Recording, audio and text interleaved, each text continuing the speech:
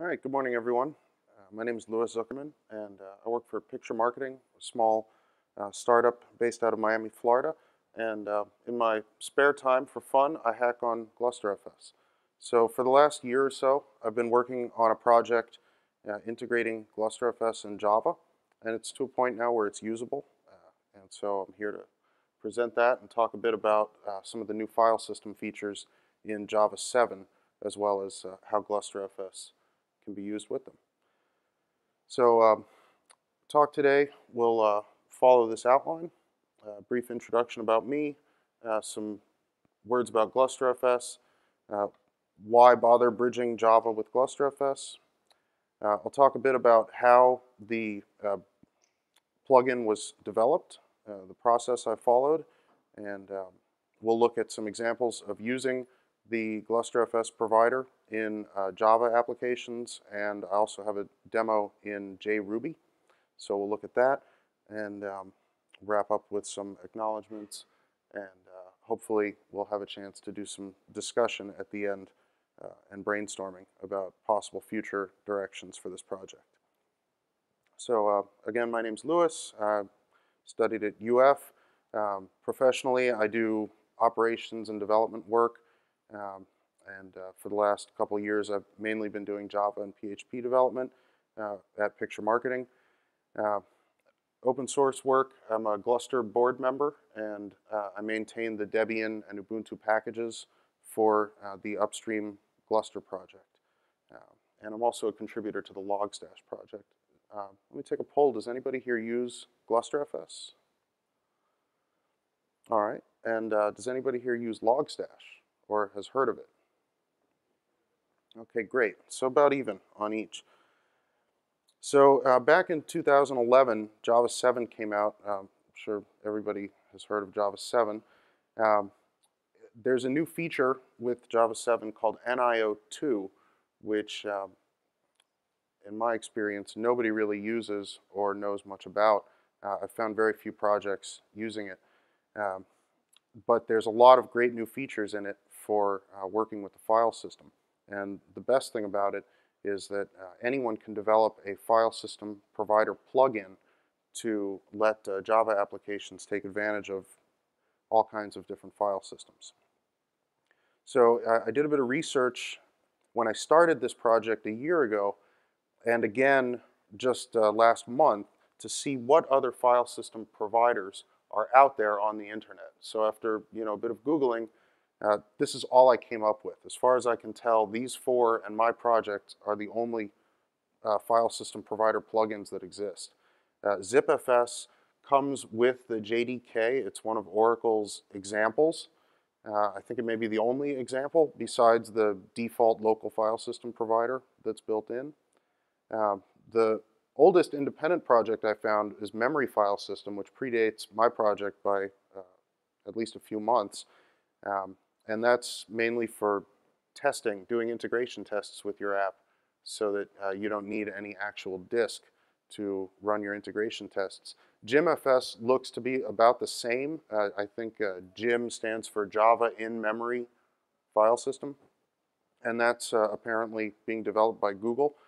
The newest one I found is this Amazon S3 file system connector, which seems to be very young, and I have no idea really how well any of these work.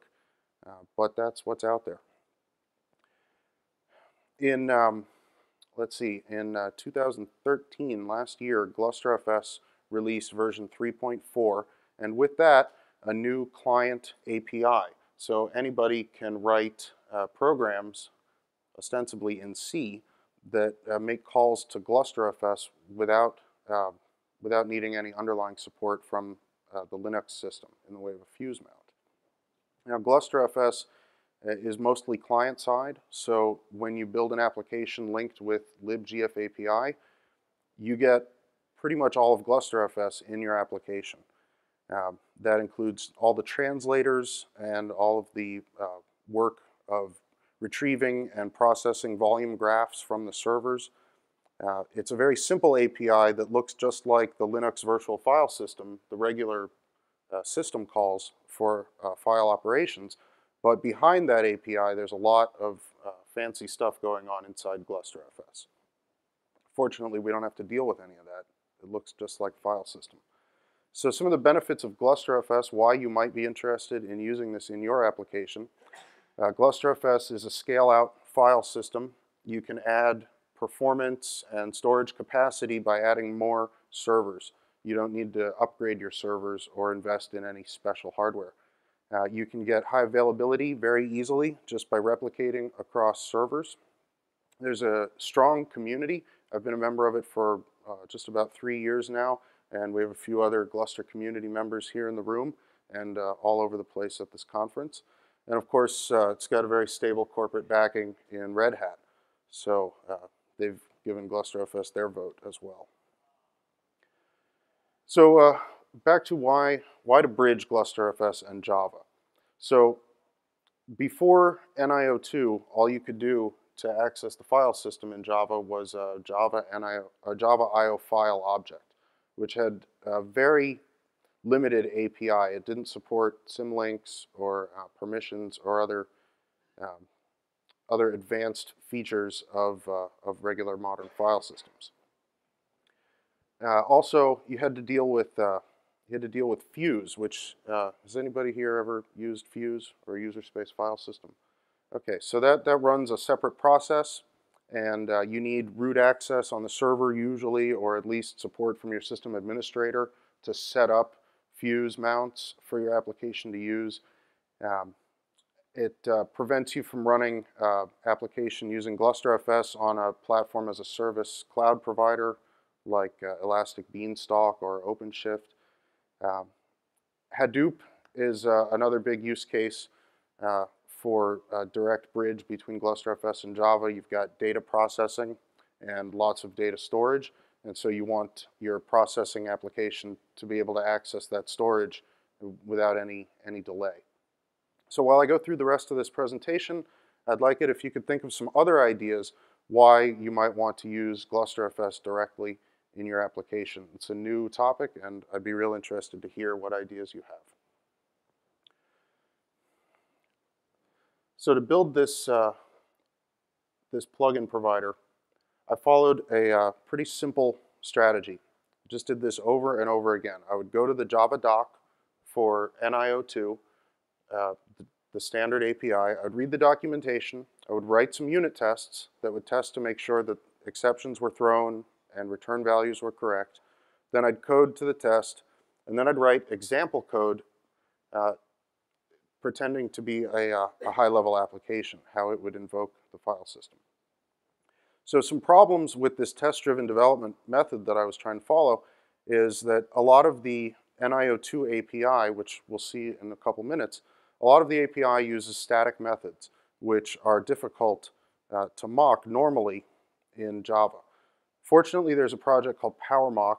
Do we have any Java developers in here that have gone this far with TDD? So PowerMock lets you mock anything in the JDK, even final classes, even static methods. Anything is fair game. So I learned a lot about PowerMock in doing this project, and it's pretty interesting.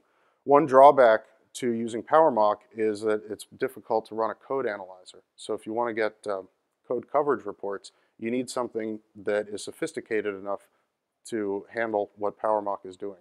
So I ran into some trouble with that, but fortunately was able to overcome that challenge, and we'll look at that in a minute. At the lowest level, there's a JNI project that connects the JVM directly to the libgf API C library. And I built that using a JNI generator called hotJNI, which was written by Hiram Chirino at FuseSource. And without his help and hotJNI, this project never would have happened.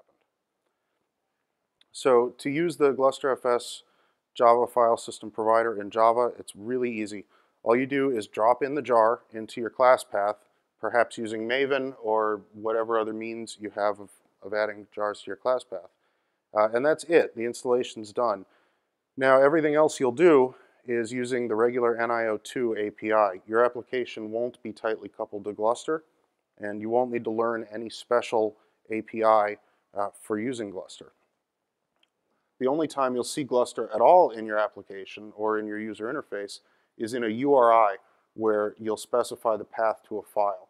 And this is part of the Java NIO2 API where we use URIs to access files. So I've set up this URI scheme where we say Gluster : / a Gluster server, the name of the volume, and then a path to a file. We'll see this again in some examples in a few minutes. So because this is a core Java API, we can use it from any language that runs on the JVM. I've got a sophisticated example in JRuby using Logstash, which we'll get to in a minute. So I'm going to pause the slideshow for now and jump into some code samples. Feel free to stop me at any point if you have questions. If you have any questions now, raise your hand. Okay, we'll move on.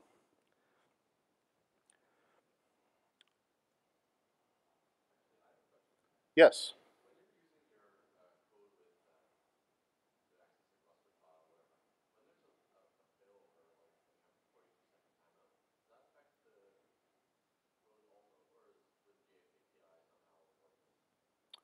Well, you're running a Gluster client just like any other. The difference is you don't have the fuse translator at the top of the graph. So everything at the lower, everything below that in the graph, which is your network translators, your POSIX translators, those are all going to work the same. So if your client is abruptly disconnected from a server, it'll still hang for your ping timeout until it can recover. So the first example I've prepared here is very simple. It's a Java program that runs 4 threads and reads some text. So here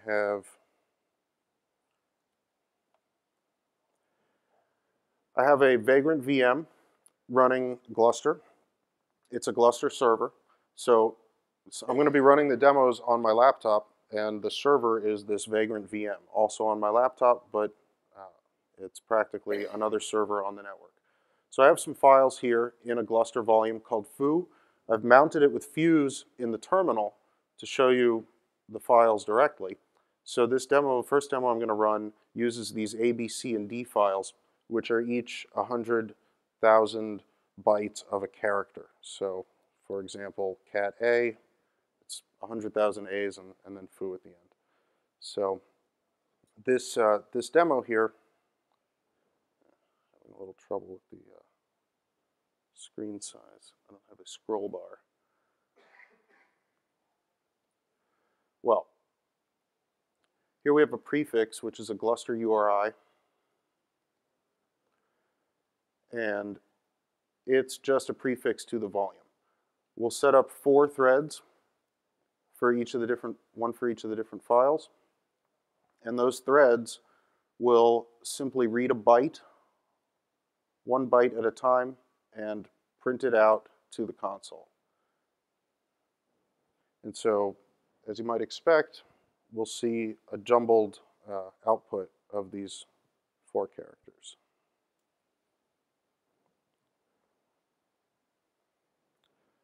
So here we have 4 threads all reading 4 different files out of Gluster at the same time and printing, and so their outputs are mixed. So here we have multi-threaded file I/O in Java. Again, there's no Gluster code here except for the scheme on the URI. Any questions about this demo before I move on?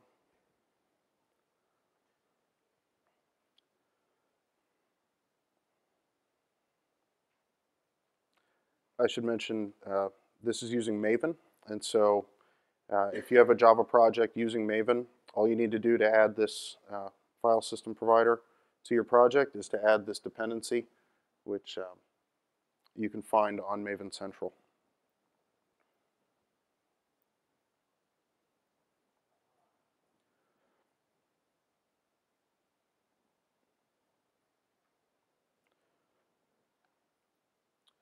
So another demo that I've prepared is Logstash. So for those of you that are not familiar with Logstash, show you the web page. So Logstash is an event stream processing application. It's used mainly for log processing. So you might have a bunch of servers in your cluster, say web servers, all producing access logs. You would use Logstash to collect those access logs, process them, and insert them into a data store.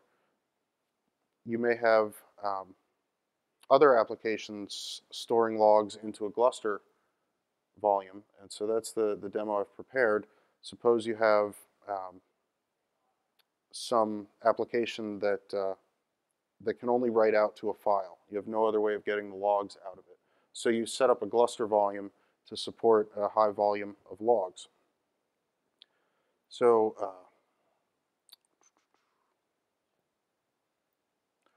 with Logstash, we set up a config file like this that takes an input, possibly does some filters, and then outputs the logs somewhere. Normally with Logstash, you would be outputting into a database or an Elasticsearch cluster or a queue for further processing. In this case, we'll just read some bytes, some lines from a file, and then output them to the console. Logstash is a Ruby application, and it runs on JRuby, on the JVM. So because of that, we're able to use the Gluster Java file system provider.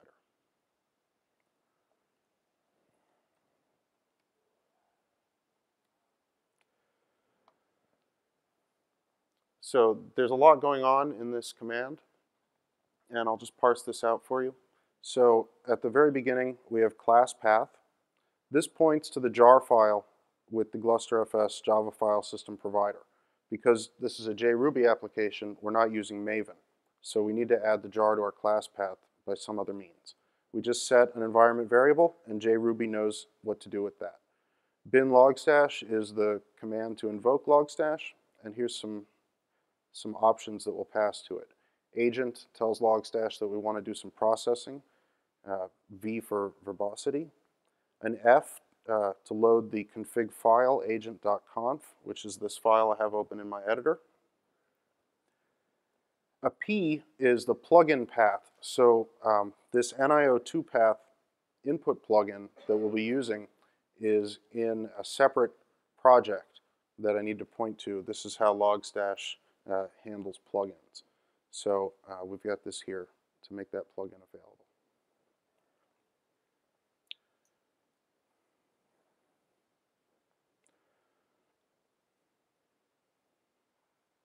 This takes a minute to load the JVM. And so Logstash is running. With just one V, this is all the output you get.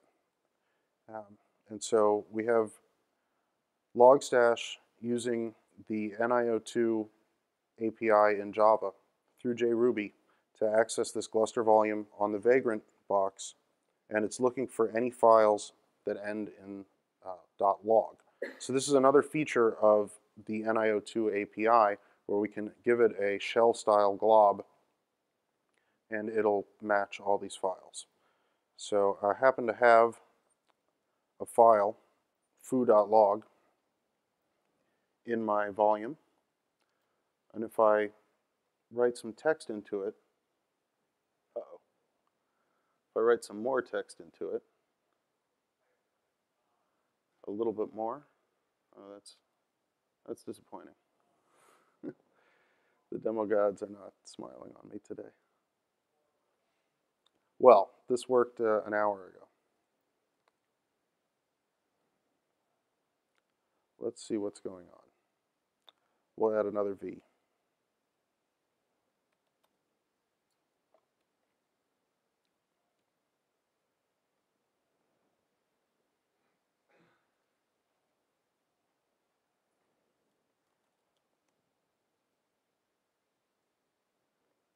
So with another V, we can see a lot more of what's going on in Logstash as it reads its config file and sets up its inputs. So we should see in here an input NIO2 path with our path specified.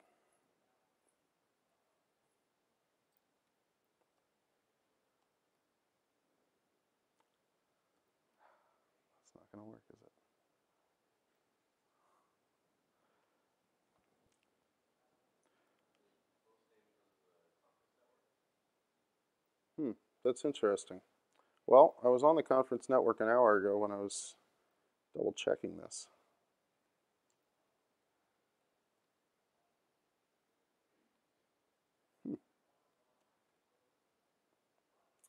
That's not going to work.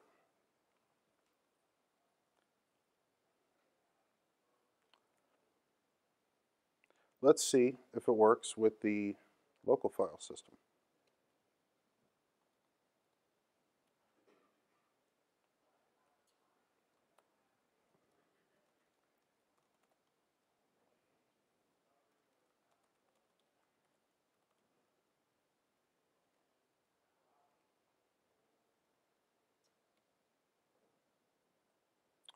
Okay. Well, Logstash can read the local file system using NIO2. We're just having some trouble with Gluster. So I'll give this one more try, and then I'll move on.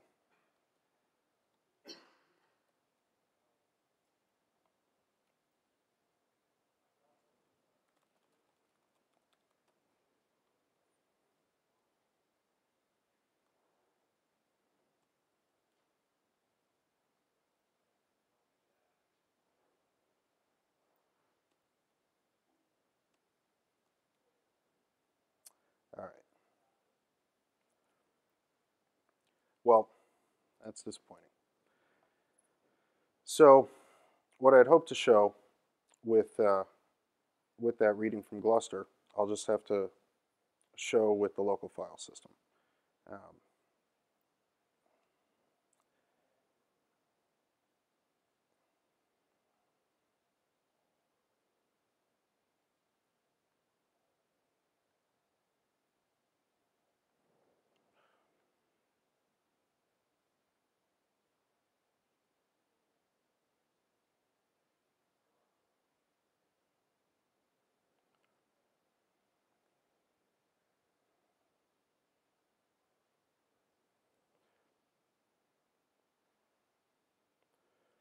So this is the JRuby code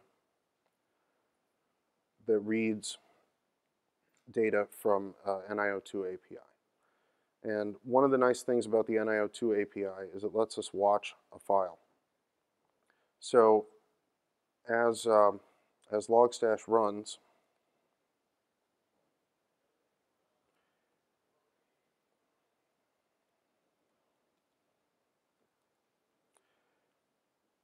as Logstash is running, it's watching the directory for new files that are being created and for changes to existing files.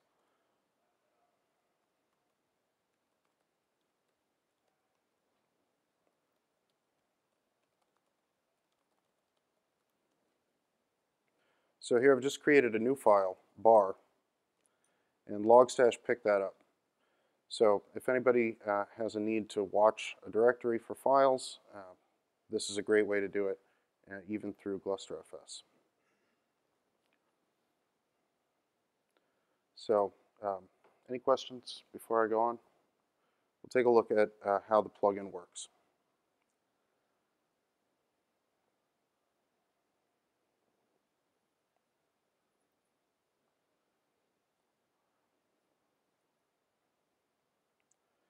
So the NIO2 API specifies a bunch of different classes that can be used to implement a file system provider. We've implemented a bunch of these here, and this is most of the code. Sorry, this is an example file.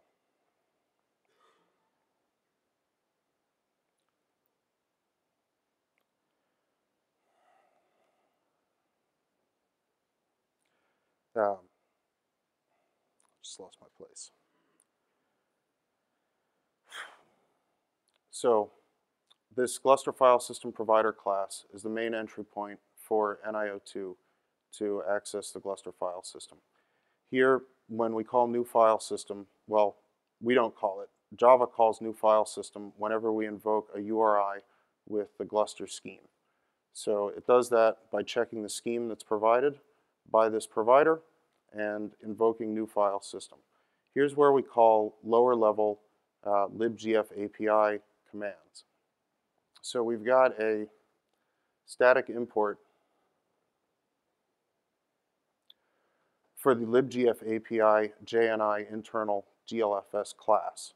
This is going to bring in a bunch of C-level functions that we'll be able to call to do file system operations. Here we've got GLFS new, which is a method in libgf API. Well, it wraps a method in libgf API. This is the libgf API C library, which we'll see in a bit more detail in just a minute when we get into the libgf API JNI project. So here when we initialize, we call the C function to set up a new connection to the volume. We set the vol file server, initialize the glusterfs client, and potentially set some logging. This feature is still in development. We need a good way to set the log file since NIO2 doesn't provide that option for us. We split the authority out into the server :vol name and use that to make the connection.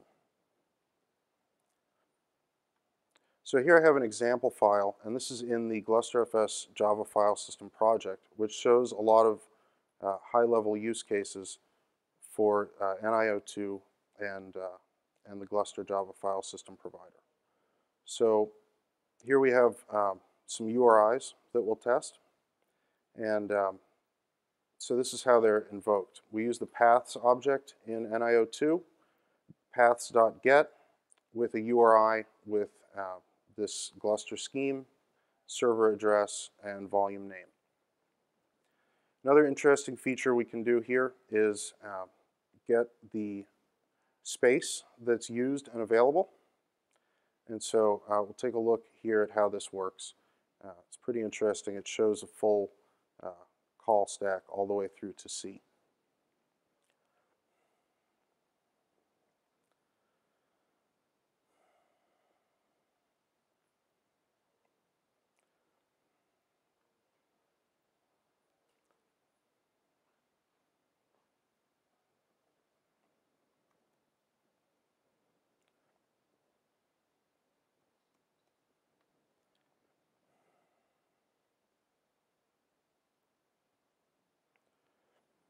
So this is the file store, which is another class in the Java API that specifies how you give disk usage information.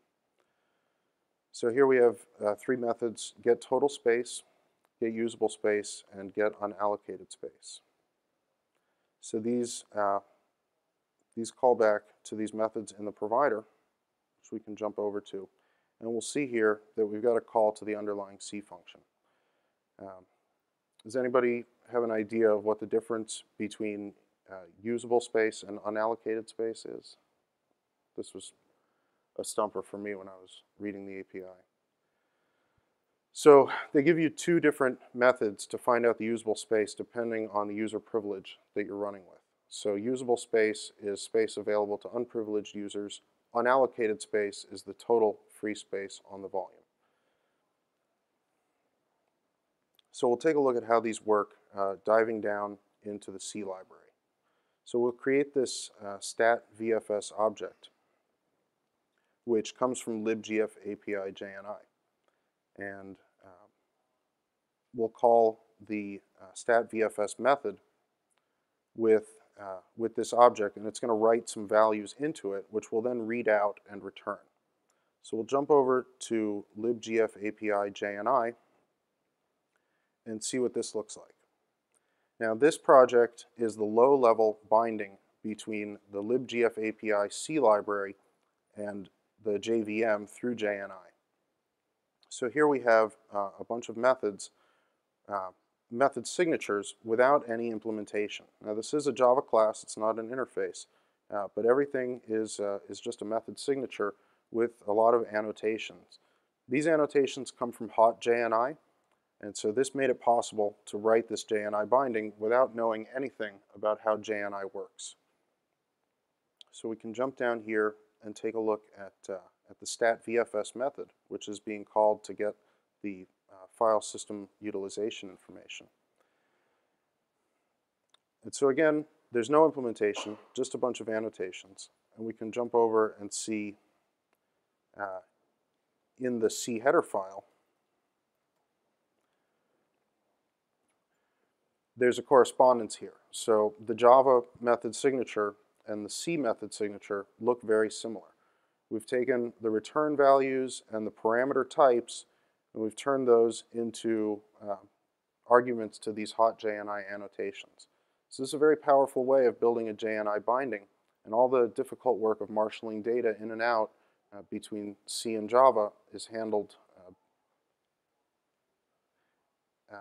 independently, and we don't have to deal with any of that in our project.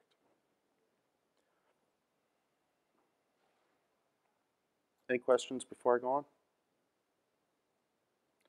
Has anybody worked with JNI? Ever heard of hot JNI?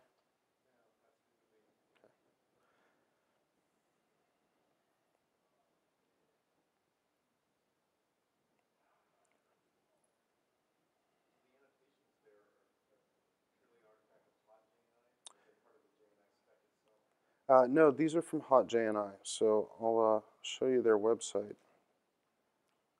So hot JNI uses the JNI Gen code generator from Eclipse and wraps it all up in Maven and lets you use these annotations and some Maven commands to generate source code. So somewhere there's a lot of C code being generated and also some Java code to get data in and out, but we don't see any of that. So I'll show you some of the tests for this project, and we'll see how this project is built. So again, this is the main GLFS file, which maps the functions from C to Java. It's a lot of method signatures and annotations, and that's really all there is. I've strived for 100% test coverage on all of this code in both libgf API JNI and glusterfs-java-filesystem. Haven't quite made it to 100, but pretty close. So here we have the test class for the low-level JNI project. And we run these tests in order, which I know is an anti-pattern for unit testing, but in this case, it was the only way to do it.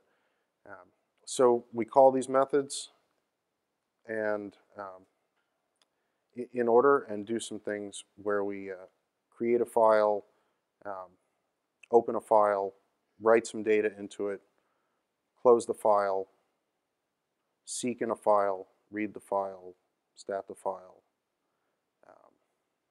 close the file, read a directory, close a directory, rename, unlink, and so on.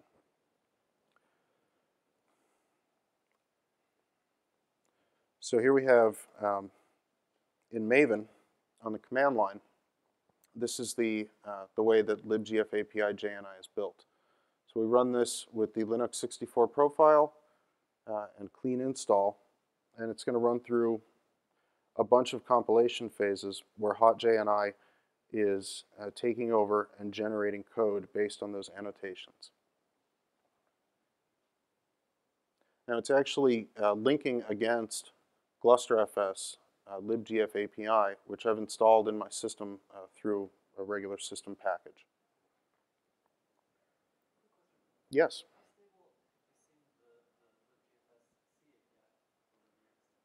Well, the libgf API is new from 3.4. So we're, let's see, a week ago, Gluster released 3.4.3. So that's the third patch release since libgf API was made public.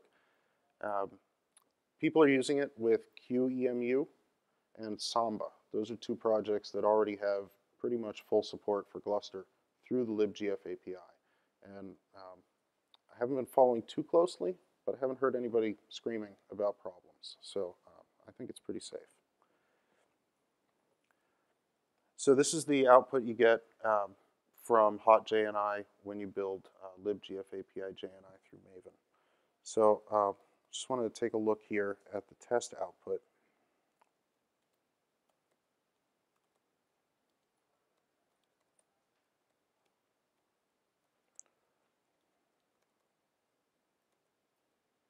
So as this unit test, as the tests here are running, they output some things, and we get to see some of the low-level interactions between Java and C. So in C, we've got pointers, and pointers are these long values. So when we create a new file system, we get back a handle, which is a pointer to this object. We make some other calls like setlog, server, init, open. The return value there is 0 just to indicate that it was successful. When we create a file, we get back a handle, and now this is a pointer to the file object, which we can use to write some data or read some data. So here I've got two write operations going on, and we'll jump back to the code to see these. So I've got two constants here, hello underscore, which is a hello with a space, and world, which is just world. And so the first test we do is after we create a file, we write some data into it, and we write hello. We close the file, and then we open it again with a new file handle. And we write some data into that using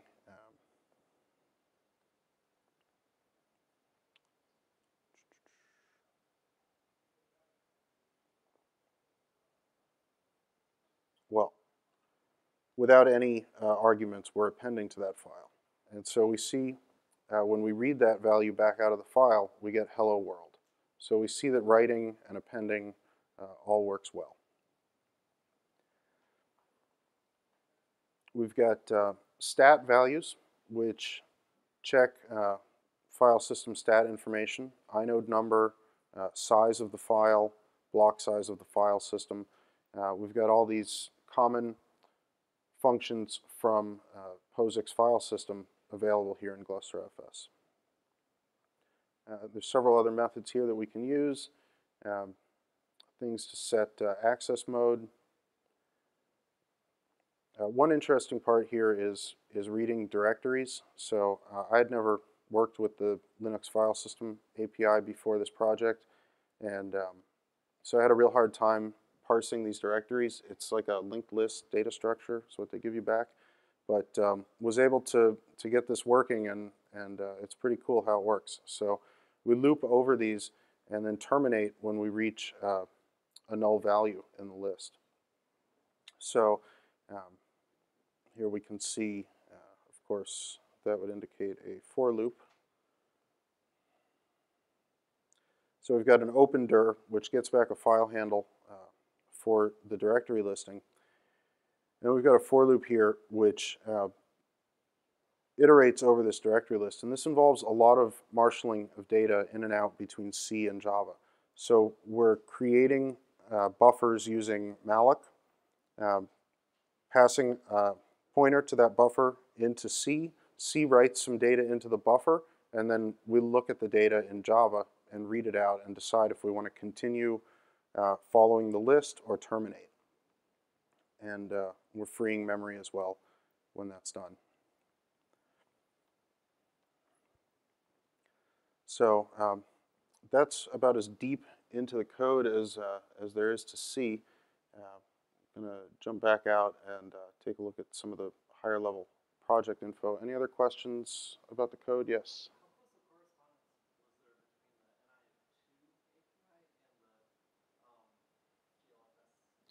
That's a great question. So at a conceptual level, very close.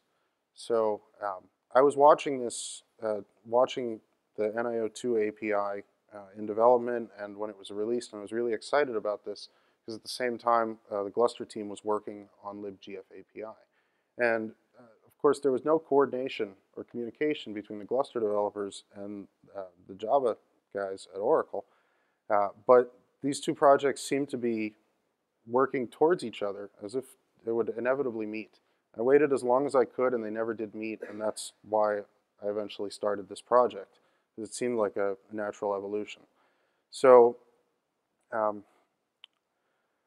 guess a good way to show that would be to look at the Java NIO2 API. So here we've got a lot of interesting things going on here with symbolic links, walking the file tree, finding files, watching a directory. You know, these are all standard POSIX file system operations that you would do. Reading, writing, creating, random file access. These are the kinds of things that a file system provides. So when Gluster released their client API, of course, they did all these same things. Now, getting from C to Java, that would have been an insurmountable task if not for hot JNI.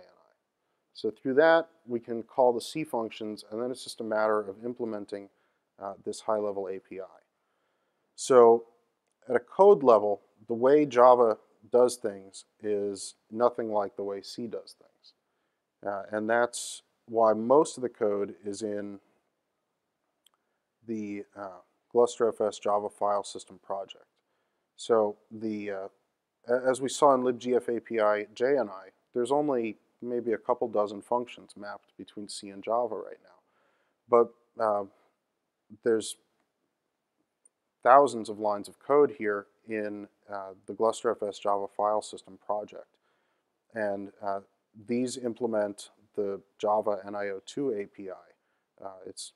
Java NIO2 doesn't let you just seek. You have to allocate byte buffers, and you have to seek the byte buffer and all this other crazy stuff. So as I mentioned, I was going for total test coverage in this project. And one of the challenges I faced was getting analysis of the code because I'm using so much PowerMock for these tests. So fortunately, I tried every code analyzer that I could find. There was one called Emma, one called, well, I forget some of the other names. I settled on one called Clojure from Atlassian, which is a commercial product, but they give it away free for open source projects. So I'm running it here in SonarQube. Does anybody do code coverage in Java with Sonar? Okay, great. It's pretty popular, and I'd highly recommend it if you're looking into code coverage for your projects. It's a really cool interface. So this is a great opportunity for contributions if anybody wants to learn more Java or sharpen their skills. There's you know, a few little issues here that could be fixed, but what I'm mostly focused on is the unit test coverage. So here we can dig down in Sonar and see the test coverage for all these different files. You can see the Gluster directory iterator has really high coverage, over 90%. Gluster watch service is even higher. Gluster watch service really doesn't do much though, so it's not very interesting. And so we can see here that some, you know, one exception catch is not covered. So problem area is Gluster watch key. This is a very complex class, and it has very poor test coverage.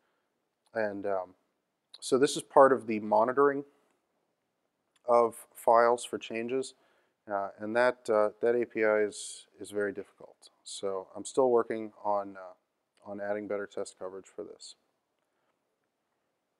Yes? Yeah, that's, I wish. So iNotify is not supported by Gluster, and I don't know if it ever will be. Of course, people have been asking about iNotify and Gluster for, well, probably as long as Gluster's been around, but it just doesn't seem to be on the radar. So I did this the old school way by polling and just running a loop and checking what's different, if a file's appeared or disappeared. It works really well. As we saw, of course, we weren't using Gluster at that point, but well, we were using the local file system, so we didn't actually see it in action, but I assure you it works. So that was one of the more challenging parts, because it doesn't really have anything to do with Gluster. It's just a lot of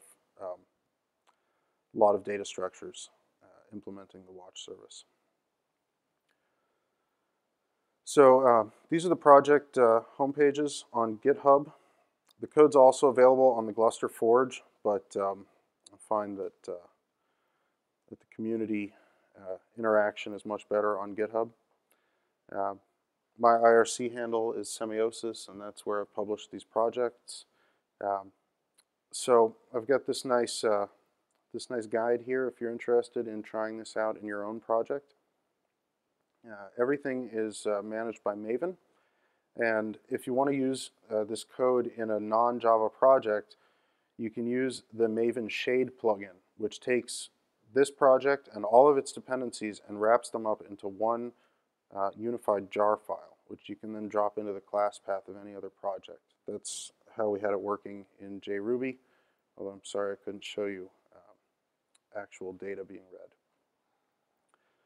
So I've got some issues here on the roadmap, some things that we don't do yet. So I'm still working on deleting files. That's sort of my project for the week.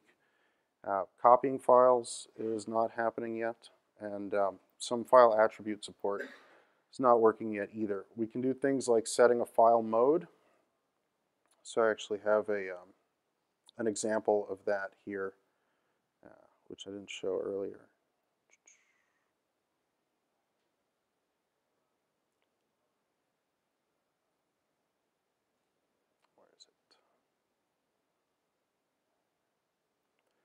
So this is how we do permissions in NIO2. It's kind of, I can't even get this on the screen, kind of complicated. And so we set up this permission string and then create an attributes object from that, and then use that to create a file. So all that stuff is supported, but we can't do access control lists or more advanced things in Java just yet. We also can't read the usernames of owners and groups right now. That's still limited. And all of our I/O is synchronous blocking I/O. The libgf API C library supports asynchronous file I/O, and NIO2 supports asynchronous file I/O. So that's one of the more advanced features out on the horizon. My strategy going forward, since this project works to do basic I/O, is to try and engage with the community and see who's interested in what features specifically, and then work with them to develop it in that manner. I don't really have the time to go through and complete the entire API, but I'm really interested to keep working on this, and I'm hoping people will lead me in different directions. So we've got a few minutes left. Has anybody thought of any interesting ways to use glusterfs in Java platform applications? Does anybody have Java apps that read log files or do data processing? Does anybody run Java applications in a cloud provider?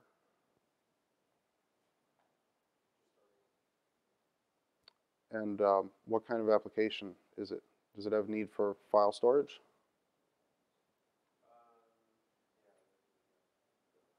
Interesting.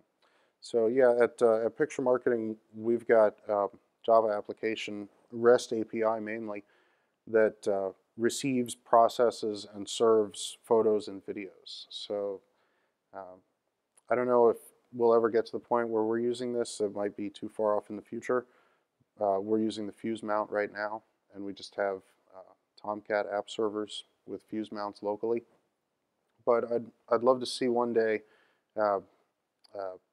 our REST API running on a platform as a service provider and accessing some remote Gluster volume. Just be able to deploy the WAR with this dependency. Is anybody doing Hadoop or any other big data processing? And what are you using now for data storage? Vertica. I haven't heard of that one. Does that have... so you get to access that directly from Hadoop through Java. Okay, interesting. Do you think you'd have interest in using glusterfs?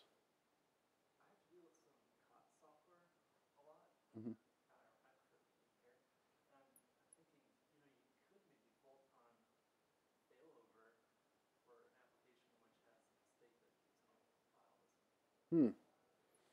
Interesting. Yeah.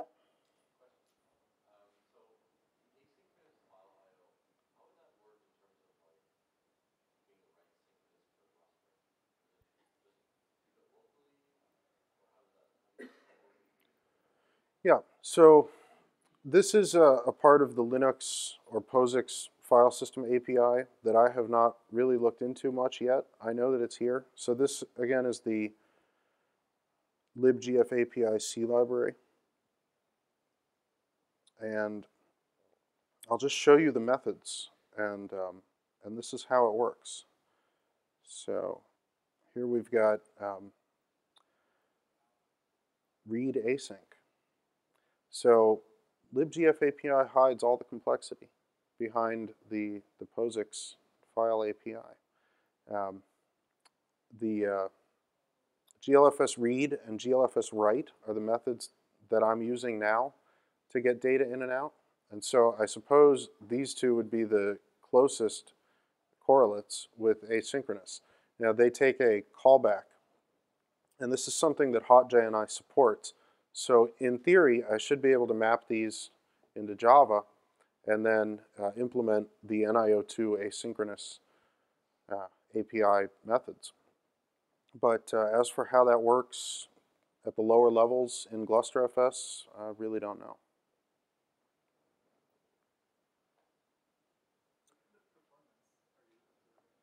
Well, I haven't gotten into performance yet, but I've been talking with one of the Red Hat Hadoop developers, Jay Vyas, about this, and we'd like to run some performance tests in the future. He's actually opened up an issue on GitHub already about that. And so that's what I can say about performance is in the extreme case of Gluster, where you've got SSD disks and InfiniBand network, this is one case where you might be limited by the CPU. Most of the time, when you've got gigabit Ethernet and rotating media, your network is, the fuse is not the bottleneck, your network is. So you don't really get any performance benefit by eliminating fuse. But in these extreme cases where people have really fancy hardware, they need every bit of performance they can get, and for them, fuse often is the bottleneck, where they've got all the context switching going back and forth with user space. So I haven't heard from anybody interested in using this who has such an advanced setup, but I'd like to.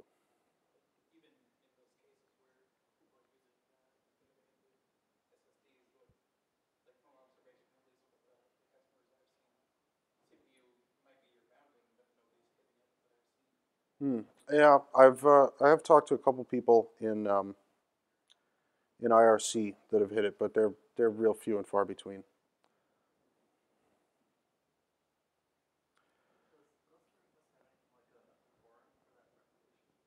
Yes, Gluster does have quorum. It works best with replica 3, of course, where you've got an odd number of bricks.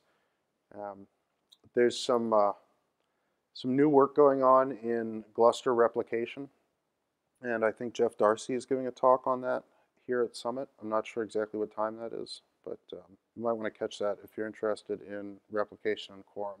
He's the great. So that's, I guess, after lunch. So catch Jeff and ask him about that. Mm-hmm.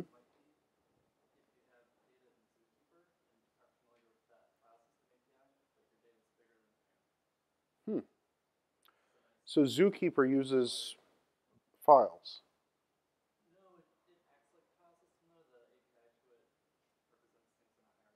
Interesting. So you think maybe there could be a Zookeeper file system provider?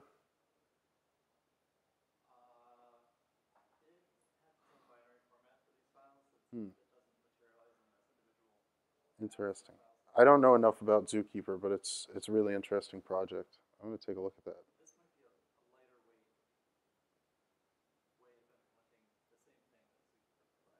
Hmm.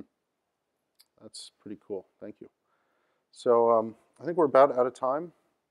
And so I just want to add some final acknowledgments. Big thanks to Anand Avadi and Vijay Belor. They're core Gluster developers from long ago. And Avadi, I think, was primarily responsible for libgf API, and Vijay responsible for pretty much everything else. There's a lot of other developers that work on the project as well, but he's been instrumental in helping me out when I've hit roadblocks getting Gluster working with this project. As I mentioned, Hiram Chirino, thanks to him for Hot JNI, and not just Hot JNI, but all of his help bootstrapping my libgf API JNI project. Without his help, none of this would have happened.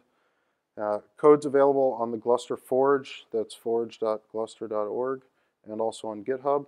And you can find me on IRC Semiosis in the Gluster channel on Freenode. Thank you very much.